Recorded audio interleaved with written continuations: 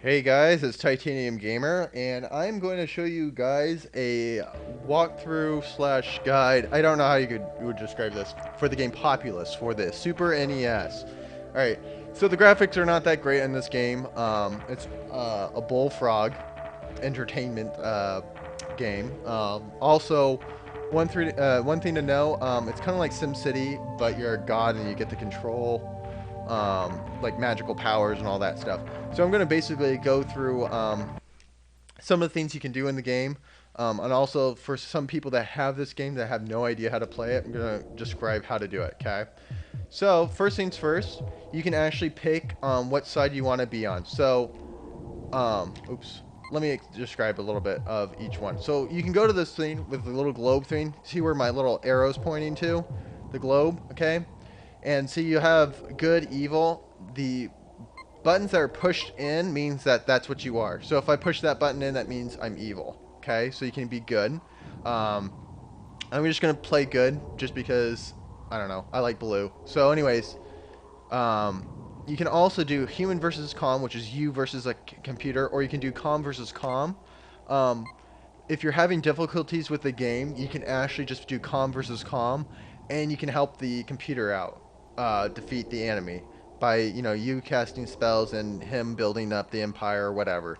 So if you're having problems, do that. Um, we're doing custom games. You don't want to really mess with that. Um, you can do the speed game, or we're going to keep it at slow at the beginning, and I'll show you what it will look like later on. You can go to game options. You can tell what to do. You can do water is harmful or water is fatal. You can do stuff like that.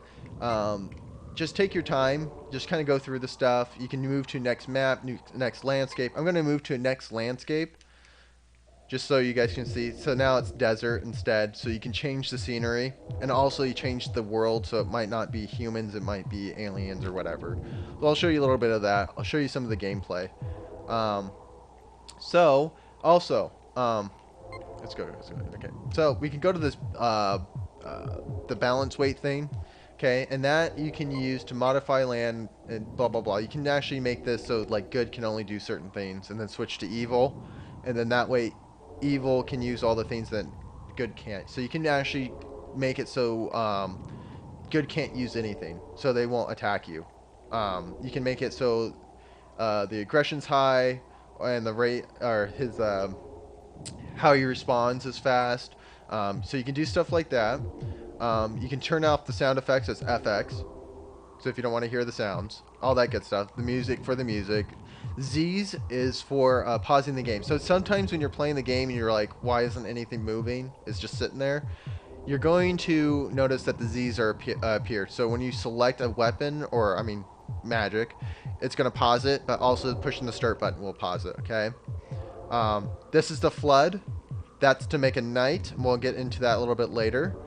There's the quicksand, and there is the I guess it's like a plague where it destroys all houses. It's the end of all end.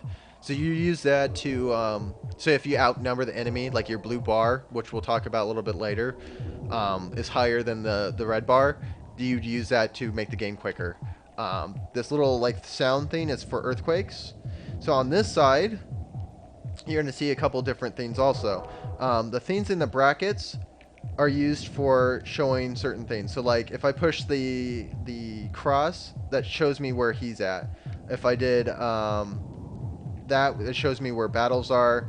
The shield shows me whoever I selected as a shield, which you can do by pushing the that. Hold on, let me just put that on real quick. All right. So, anyways, so I have a shield on him, and it shows on the top right, as you can tell, what's going on with that civilization or that town. And you can do it, and it'll. Let me go off screen real quick. There we go. So it can automatically show you where you're at. So you can put it like a hub point. So if you have a main city and you just want to make sure you have your shield up on something, so that way you can just spot that location. And then this thing is for the night. So if you had a night, you click that, and it will show you where your night is, or nights. Plural. All right. Now the arrows. We'll get into that right now. Okay, that shows that they're gonna go out and build a new settlement. So new like adobes, castles, etc. That this one right here with the people, the stick figure, the arrow pointing to the stick figure, tells like people to gather together to make stronger cities and civilizations before they go out and build a new town. So that's important if the enemy's really close to you. If not, don't worry about that. Just keep it on that one. This one prepares people for battle. They're right next to each other, and also helps defend the actual adobes and castles and whatnot. Um, this one right here, if you were to do that, we'll go back. Oops.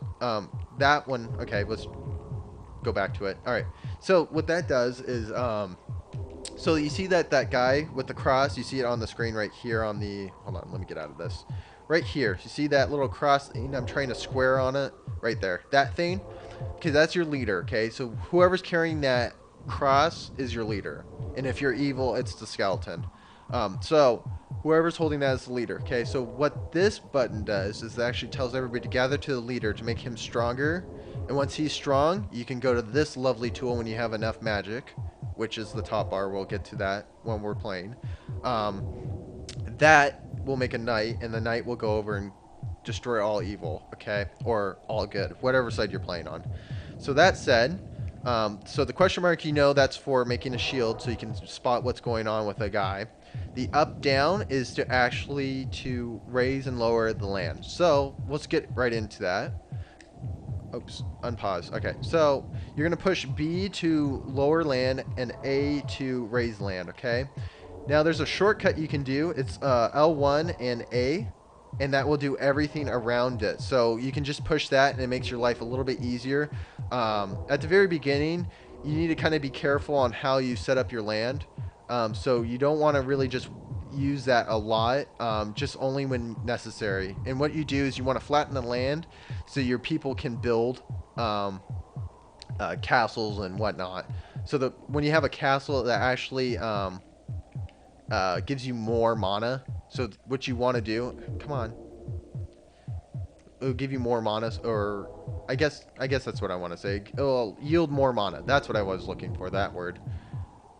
All right. So that said, I should be able to. Come on. Come on. Where's my castle? Give me my castle. All right. There we go. There's my castle. When they're in a castle, they don't yield as many guys. So when you want somebody to move, say I want my leader to move around and start making new civilizations, what you can do is kind of cheat like I do. And what you're going to do is just build a hole right there, right by the castle, not on the castle. And you see him pop out, okay? Come on. Make something. Don't just stand around. Come on. Come on. Make a new something. There we go. So you can do that to help you get more people running around. So that said, as you notice on the top right, which I'll probably zoom on in the video editor, you see that arrow that's pointing to things? Anything below the up and down means you have no mana, okay? Anything when it's showing the up and down, that means you can actually make a whatchamacallit, make the land rise and lower. So what you want to do is try to get more mana.